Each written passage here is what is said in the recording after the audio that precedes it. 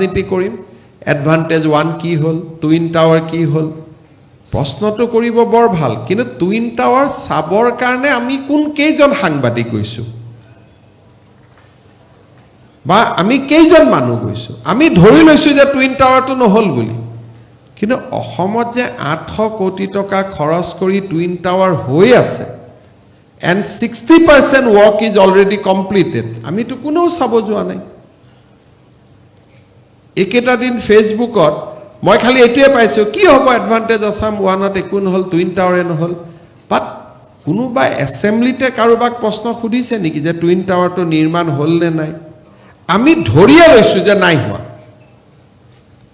আমাৰ যেটো আপোনালোক মোৰ লগত দেখিছিলে যে integrated directorate complex which we are building today it is a same design twin tower connected through a bridge